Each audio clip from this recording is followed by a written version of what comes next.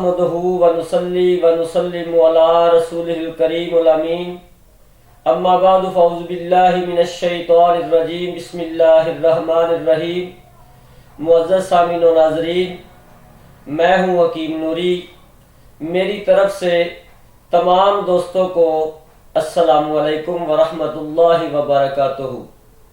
मुअज़्ज़ज़ सामीन व नाज़रीन, आज का हमारा मौजू है बालों का कबल अज़ वक्त सफ़ेद होना।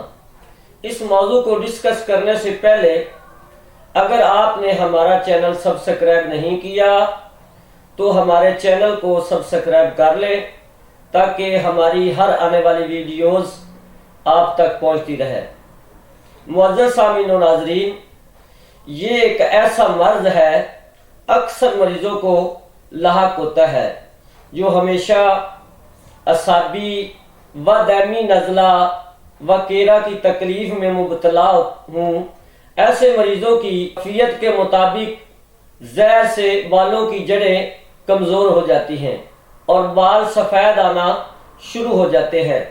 बाल जब पैदा होता है तो सफ़ेद पैदा होता है।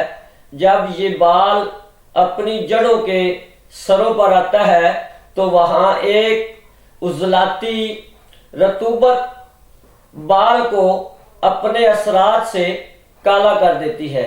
ये एक किस्म का एसिड है जिसको टैनिक एसिड कहते हैं। अगर असाबी रतूबत की वजह से ये एसिड कम हो जाए या ख़त्म हो जाए तो बाल अपनी फितरी रंग में सफ़ेद पैदा होना शुरू हो जाते हैं।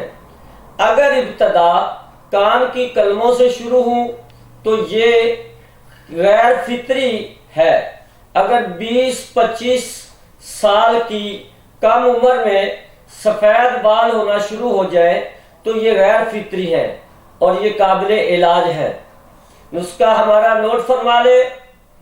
आमला खुशक 2 तोला, हरीड़ 2 तोला, माई 2 तोला, माजू 2 तोला, मुजेठ 2 तोला, पोस्त हलीला जर्द 2 तोला, हलीला स्याह जर्द 2 तोला, पोस्त अनार सुरख 2 तोला, पथरी फुलाद 1 तोला, सोडा बाइकारब 2 तोला। इन तमाम चीज़ों का सफूफ बनाकर आधा चम्मच सुबह नाश्ता के बाद, आधा चम्मच रात को खाना खाने के बाद नीम गर्म पानी के साथ इस्तेमाल करें। इसके 4 दिन के इस्तेमाल करने से इंशाअल्लाह ताला अल्लाह ताला के फजलो करम से आप मुकम्मल तौर पर सेहतियाब हो जाएंगे। उम्मीद करता हूँ कि ये वीडियो मेरी आपके लिए मुफीद साबित होगी और मेरी अगली वीडियो आने तक के लिए अपना ख्याल रखिएगा। तब तक के लिए हमें इजाज़त दीजिए। अल्लाह हाफिज़।